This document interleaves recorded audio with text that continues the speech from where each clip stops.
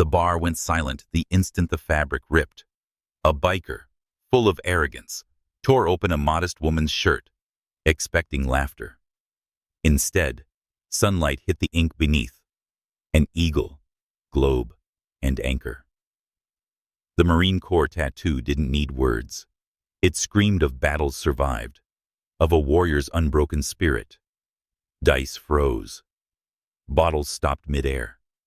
Faces drained of color.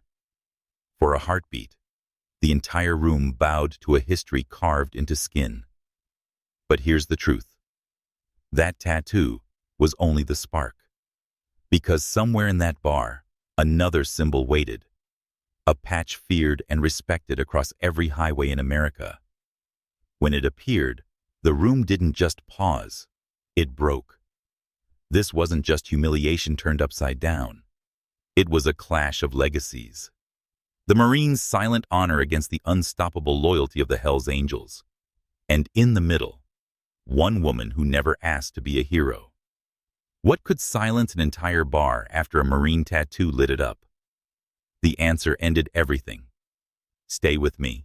The silence in that bar wasn't natural. It was heavy, unnatural, like the air itself was holding its breath.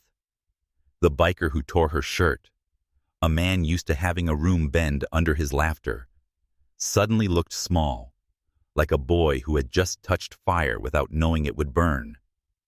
All eyes, every single one, were locked on her, on the emblem inked into her skin that told a story far greater than this barroom scuffle. Her name was Clara Hayes. To most in that room, she was just a quiet woman who stopped by every now and then, who never raised her voice, who carried herself with a kind of humility you don't see often anymore.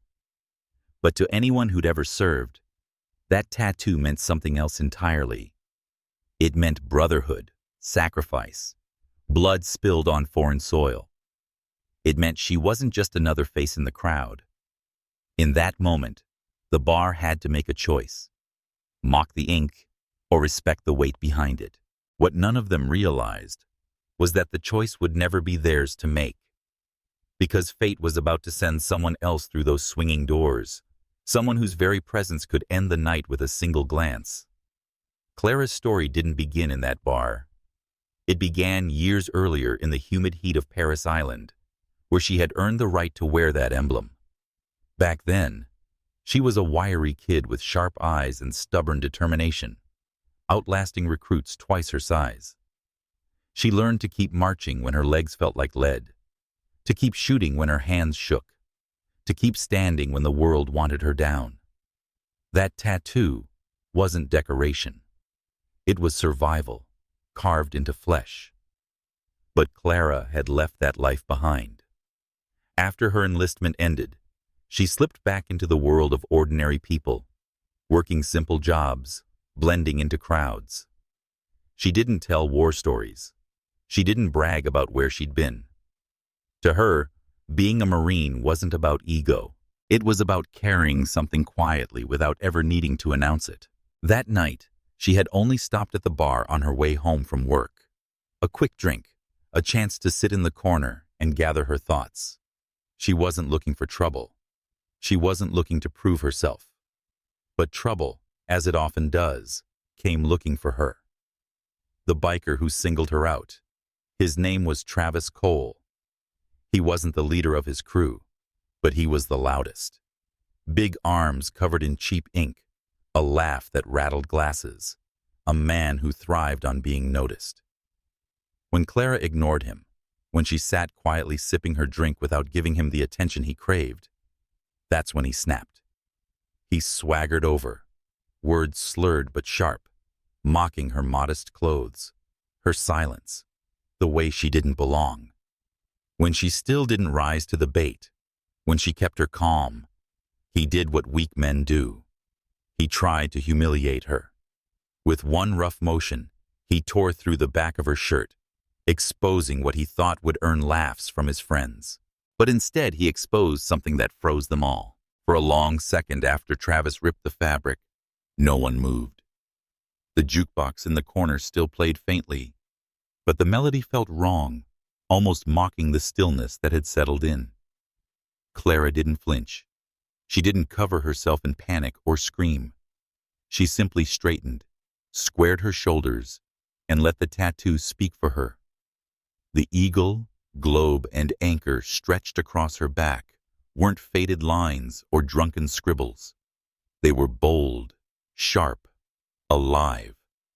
That ink carried weight that most of the room couldn't comprehend. But among the patrons, there were two old men at the far end of the bar who knew exactly what it meant. They had served too. When they saw it, they set their beers down with trembling hands, eyes locked on Clara with something between respect and guilt. Travis, drunk on his own bravado, didn't read the room. He laughed nervously, expecting his crew to join him, but his voice fell flat. His men glanced at each other, unsure. It wasn't just that the tattoo belonged to the Marines. It was the way Clara carried it, like someone who had lived through fire and come out tempered, not broken. "Looks like you're playing dress-up, lady," Travis sneered, trying to claw back control of the moment, but his words had no teeth. The silence was already betraying him. Clara turned her head slowly, eyes locking on his with a calm so cutting it felt like a blade. She didn't need to raise her voice. "You just picked a fight you don't understand." That was when the front door creaked open. A new group walked in. 3 men in leather vests, patches catching the low light. They weren't loud. They weren't even looking for trouble. But the moment the bar noticed the colors they wore, everything shifted again. Hell's Angels. The insignia stitched into their backs carried the same kind of gravity as Clara's tattoo. It was a symbol with a history, a reputation that stretched across highways, towns, and courtrooms. If Clara's tattoo was a warning, their patches were a promise. They hadn't seen what Travis had done. Not yet. They only saw the aftermath. The ripped shirt, the ink on Clara's back, the tense silence choking the room. For a moment, even they stood still, reading the scene. Travis tried to mask his fear with a grin. "Brothers," he said too quickly, raising a hand. "Just a bit of fun. No harm done." But the angels didn't look at him. They looked at Clara, at the tattoo, then at the 2 veterans still frozen at the bar. And something passed between them, a silent recognition that Travis couldn't begin to understand. Because loyalty recognizes loyalty, even when it comes from different worlds. The bartender swallowed hard, eyes darting toward the newcomers. The air buzzed with the kind of tension that precedes lightning.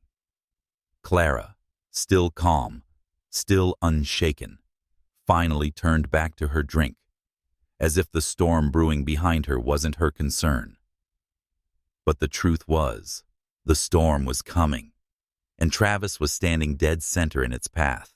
The bar wasn't built for silence, but that's exactly what filled it now. Every eye flicked between Clara's tattoo and the 3 Hell's Angels standing near the doorway. The men weren't in a rush. They didn't storm in with fists raised. Instead, they stepped forward with the kind of deliberate calm that made the walls feel tighter, the air heavier. Clara finally adjusted the torn fabric of her shirt, not to hide the tattoo, but to make sure it was seen. The eagle, globe, and anchor gleamed in the dim light. Travis's forced grin faltered as sweat broke at his temples. He had picked the wrong moment, the wrong target, and now even his crew began to step back, silently distancing themselves from his mistake. One of the angels, a tall man with a weathered face and arms covered in decades of ink, stopped at the center of the room.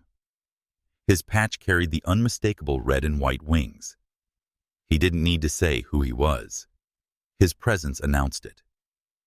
He looked at Clara first, not at her torn shirt, not at her vulnerability, but at the ink. His eyes softened almost imperceptibly, then hardened again as they slid toward Travis. "Who did this?" His voice wasn't loud. It didn't have to be. Nobody answered. Nobody needed to. The way the crowd shifted, the way silence pointed like a finger, made it clear. Travis cleared his throat, trying to laugh it off. It was nothing, just a joke. The angel's gaze didn't move. It pinned Travis like a spotlight, stripping away every layer of bravado he had built up over years of bullying. Finally, Clara's voice cut through the standoff. "This man thought it would be funny," she said plainly. "He didn't know what he was tearing into." That single sentence lit the fuse. The second angel, younger, broad-shouldered, stepped closer until Travis had to tilt his head up to meet his eyes. "You touch a Marine like that in public?" His tone was half disbelief, half contempt. The third angel, the quietest of the trio, finally moved. He leaned on the bar, tapping his finger against the wood. "You know what happens when someone disrespects loyalty in here?" The bartender flinched at the words, because he knew the answer better than Travis ever would. Clara stood her ground. She wasn't asking for revenge. She wasn't asking for protection. But the Hells Angels weren't here to negotiate. They were here to draw a line. Travis's crew had already slipped toward the back, abandoning him in silence.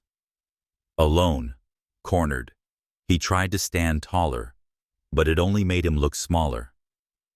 "Come on," he said weakly. "It was nothing. Look, she's fine." That was when the first angel stepped so close that their chests almost touched. "You tore her shirt," he said.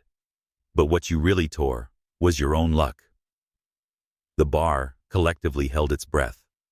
Travis's world was shrinking by the second, pressed in by the Marine's silent tattoo on one side and the Hells Angels patch on the other. And this was only the beginning. The sound of boots scraping against the wooden floor echoed like drumbeats of judgment. Travis tried to back away, but the angel in front of him matched every step. Behind them, Clara remained still, her arms crossed, tattoo visible like she had nothing to prove anymore. The room had already decided where its loyalties leaned. The bartender cleared his throat nervously. "Maybe let's just cool it down."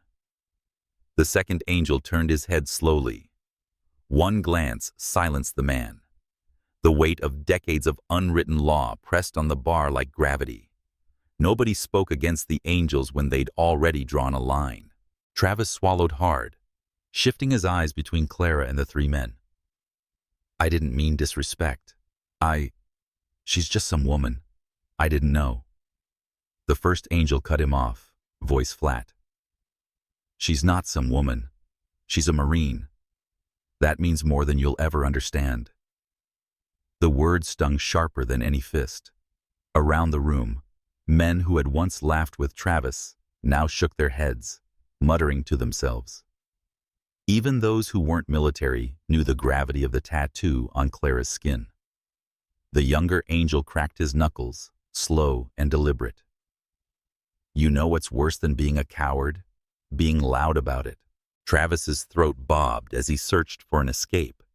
His crew, the ones he thought had his back, were gone, already out the door, hiding in shadows.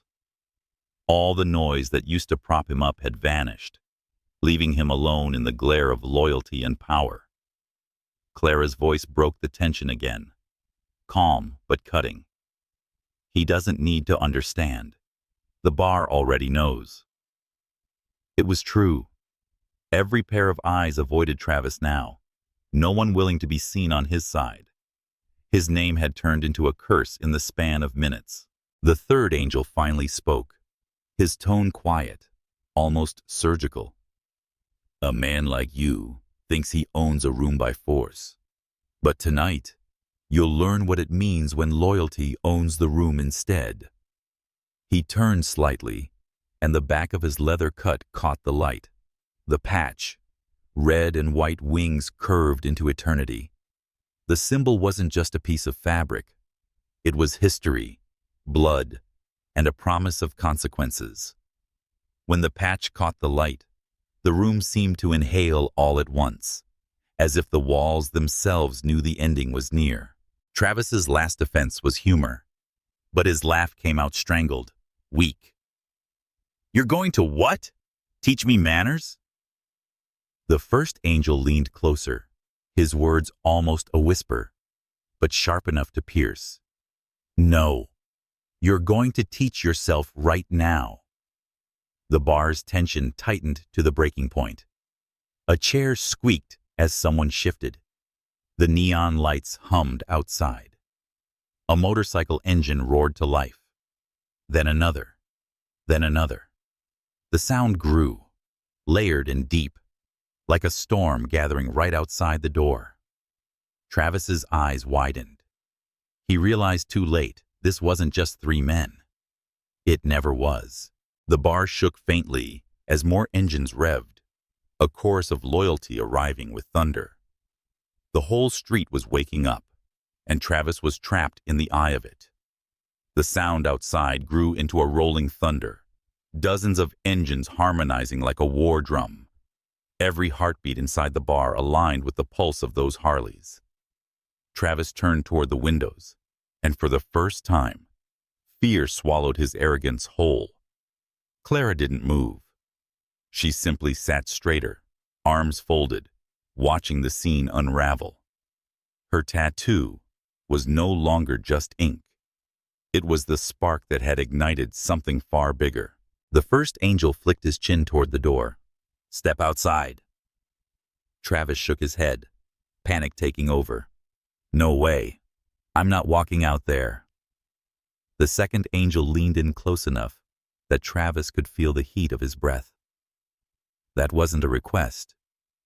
The crowd parted like water, and Travis stumbled forward, forced by their silent judgment. He pushed open the door, and daylight blinded him for a moment until his vision adjusted. Then he saw them. Lined along both sides of the street, row after row of chrome and leather, sat the angels. 40 bikes, 40 men, their patches burning in the sun. Engines idled low and menacing, filling the air with vibration. It wasn't chaos. It was formation, order, a brotherhood declaring its presence without saying a word. Travis's knees buckled. "Oh, God." The third angel walked him down the steps like a condemned man. This is what loyalty looks like. Not the kind you buy with drinks, the kind you earn. Clara stepped into the doorway, her shadow stretching across the lot. People from the bar followed, drawn by the spectacle. Every eye watched Travis shrink before the silent wall of power. Then, from the middle of the formation, one bike roared louder. A man stepped forward, broad-shouldered, long gray hair tied back, his cut heavier with patches than the rest. This was no ordinary member. He was the kind of figure whose presence didn't need introduction. He lifted his hand, and the engines all cut at once. Silence hit like a hammer. Travis could barely breathe. His voice cracked.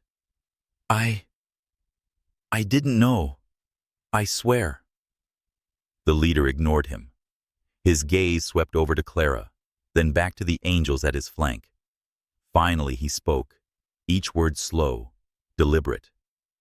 "This bar belongs to respect. Tonight, a Marine showed it. One of ours stood beside it. The rest of you," he let the words hang heavy, "understand what that means."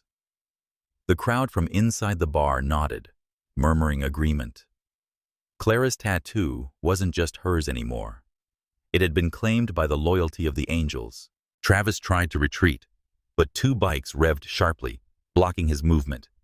He was hemmed in every direction, sealed by chrome and steel. The leader's eyes finally settled on him. "You thought humiliation made you strong, but all it did was prove you were alone." Travis's bravado collapsed completely. His shoulders sagged. his voice barely above a whisper. What? What happens now? The leader didn't answer. Instead, he turned, lifting his hand again. Engines ignited in perfect unison. 40 voices of thunder filling the street until windows rattled, and the ground itself seemed to shake. The sound wasn't aimed at Travis. It was aimed at everyone watching. A message that would echo through the town long after the bikes rode away. When they did, leaving Travis alone in the middle of the road, the silence was deafening. Clara stepped past him without a glance, the eagle and globe ink catching the sun. For a moment, it looked like the tattoo itself was glowing, an emblem carried from one brotherhood to another. The bar would never forget that day, and neither would Travis. The crowd outside began to drift back inside the bar, whispers trailing in the wake of the thunder. Travis was gone, escorted down the street, vanished into the night like a shadow swallowed by firelight. To most, the story was over. A biker humiliated, a woman defended, a symbol upheld. But Clara stayed on the steps, her eyes fixed not on the road, but on the man who had silenced 40 roaring engines with a single raised hand. The Angels' leader, the one who hadn't so much as flinched when her tattoo was revealed. He walked toward her slowly, each step deliberate, heavy with meaning. People hushed again, sensing something else was about to unfold. When he finally stood in front of her, his voice wasn't loud. It didn't need to be. Where did you serve? Clara met his gaze without hesitation. Fallujah, 2 tours, 3rd Battalion. A pause, a shift in the air. Then, for the first time, the leader's hardened features cracked. His voice softened. My brother was with you. He never came back. The crowd rippled, the tension cutting into something far deeper than intimidation. Clara's breath caught. Who was he? The man reached into his vest and pulled out a weathered photo. Creased, faded, carried too long in too many miles of leather and sweat. He held it out. Clara looked, and the memory slammed into her like a blast wave. A young Marine grinning under desert sun. She remembered his laugh, his stubborn refusal to duck when mortar alarms screamed. Her throat tightened. Daniel, she said. The leader nodded, the weight of years pressing his shoulders. He told me once, if I ever found anyone who wore that eagle after the dust settled, I'd know they had his back. Tonight, I did. The silence was heavier now, not with fear, but with reverence. Those watching weren't seeing a confrontation anymore.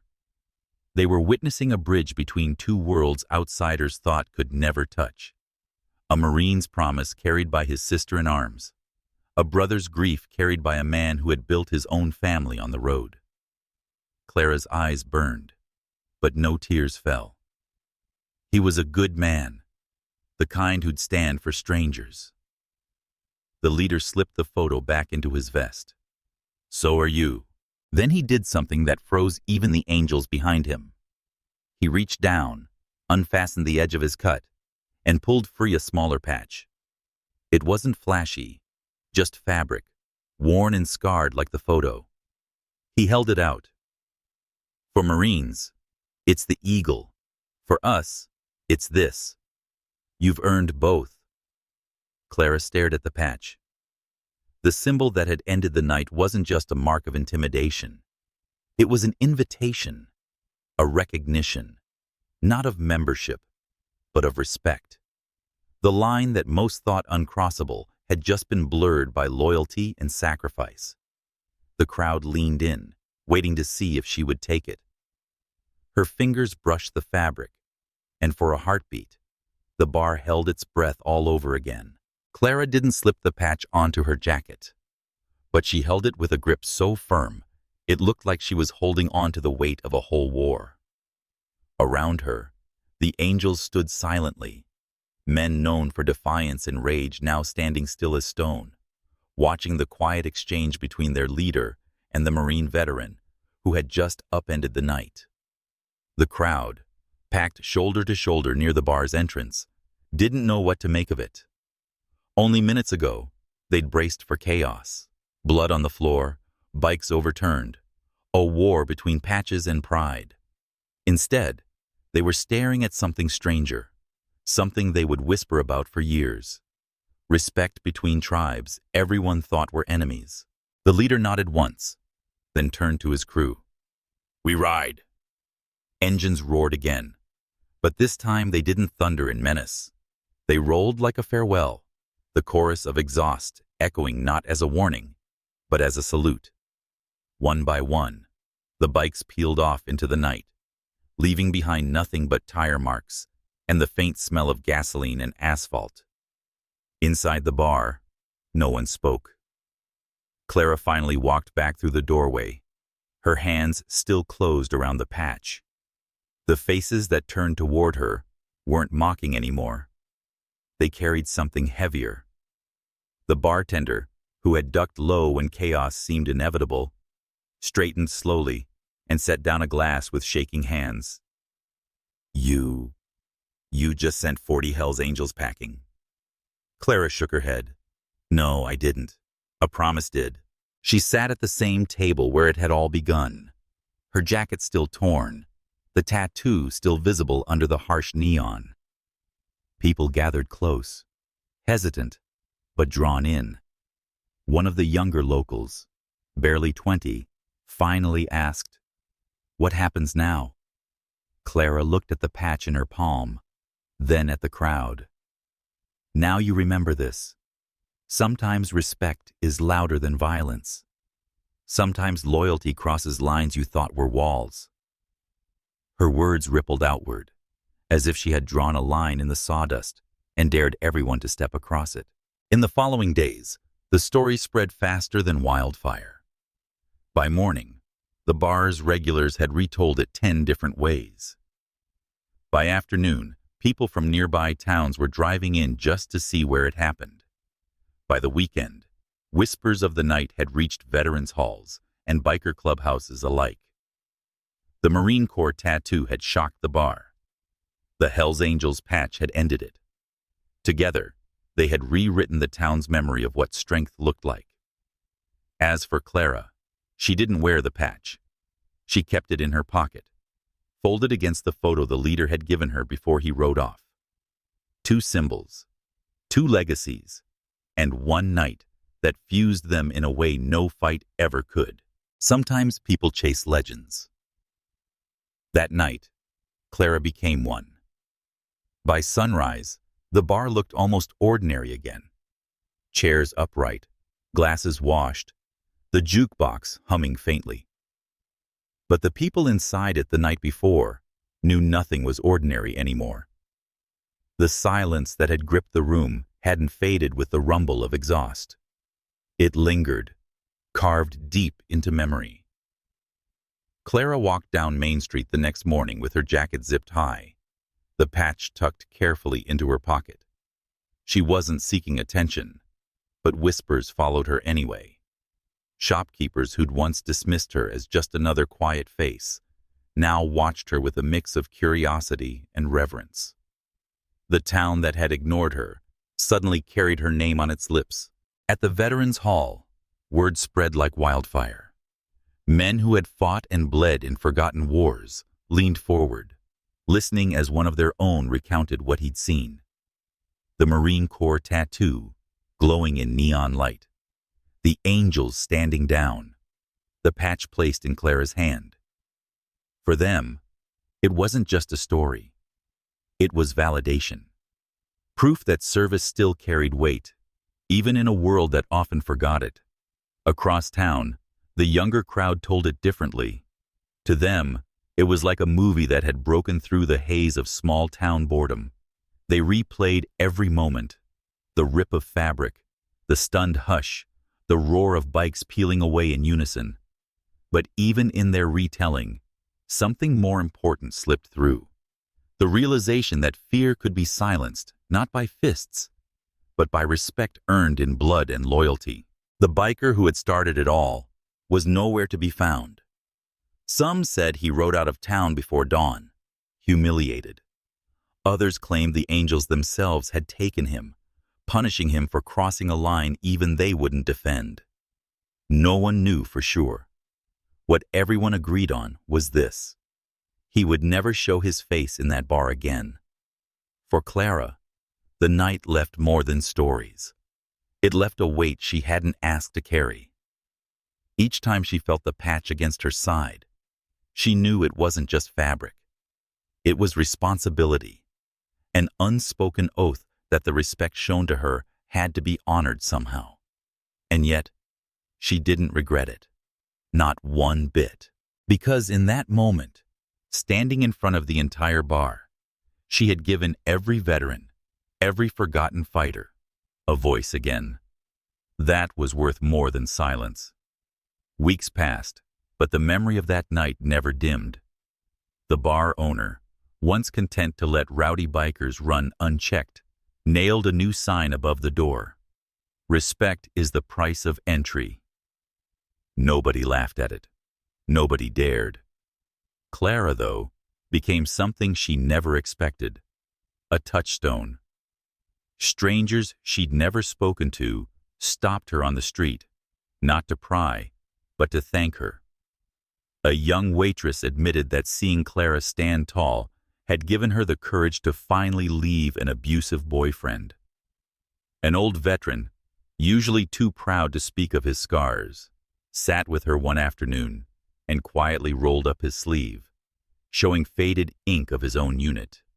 His voice trembling as he said, "You reminded me I still matter." Even the Hells Angels themselves lingered in the town's shadow. They didn't come roaring back through Main Street, but messages reached Clara in subtle ways. A leather vest left folded on her porch one morning, a bouquet of desert roses delivered anonymously to her workplace, each a reminder that they hadn't forgotten, and that her act had written her name into their code of loyalty. But not all consequences were comfortable. There were those who whispered that Clara had invited trouble, that by revealing the tattoo and holding the patch, she had crossed into dangerous territory. Some avoided her out of fear that chaos might follow her steps. Clara understood their unease. Still, she refused to shrink back. She carried herself a little straighter, not as a symbol of danger, but as proof that silence could be broken and respect demanded, even by someone who never sought the fight. The patch itself found a home in a frame above her kitchen table, not displayed like a trophy, but preserved like a reminder. Each time she looked at it, she remembered the quiet that had filled the bar after the roar, the kind of silence not born of fear, but of recognition. She promised herself she would never let that lesson fade. In time, the story of that night became legend, a cautionary tale for bikers who thought strength came from intimidation, and a beacon for veterans who wondered if anyone still cared. For Clara, it was something simpler, but just as profound. The moment she realized she wasn't invisible. She was part of a legacy written in courage, stitched in loyalty, and remembered in the hush that only true respect can bring. The night the bar froze became more than an incident. It became a turning point, a reminder etched into the town's bones. Honor doesn't need a voice to be heard. Sometimes, all it takes to change everything is one act of defiance that refuses to be forgotten. In the heart of a dimly lit bar, where arrogance clashed with quiet strength, Clara Hayes taught us a profound lesson that resonates far beyond the roar of motorcycles and the gleam of tattoos. Her story isn't just about a torn shirt or a shocking Marine emblem. It's a testament to the unbreakable power of loyalty, respect, and the silent battles we all carry within. When Travis, fueled by misplaced bravado, sought to humiliate her, he unwittingly unveiled not weakness, but a warrior spirit forged in the fires of Fallujah. And when the Hell's Angels arrived, their patches symbolizing a brotherhood as fierce as her ink, the room didn't erupt in violence. It bowed in reverence. Here lies the true wisdom. True strength isn't in loud domination or fleeting power plays. It's in the quiet dignity that commands a room, the unspoken bonds that bridge divided worlds, like a marine sacrifice echoing in a biker's grief over a lost brother. Clara didn't seek heroism. She embodied it by standing tall, reminding us that our scars, visible or hidden, connect us in ways we least expect. In a world quick to judge and divide, her tale urges us to recognize loyalty in others, to honor the unseen fights that shape souls. It's a call to pause before we tear down, to see the eagle in someone's gaze or the wings on their back as emblems of shared humanity. This isn't fiction. It's the raw emotion of real life, where one act of defiance can rewrite legacies and heal old wounds. How often do we overlook the quiet heroes among us, the ones whose silence speaks volumes? If Clara's journey moved you, stirring that deep well of empathy and admiration, join our community. Share in the comments. What would you have done in that bar? Would you stand with Clara? Or has a similar moment reshaped your life? Let's keep these emotional truths alive together. Your voice matters here.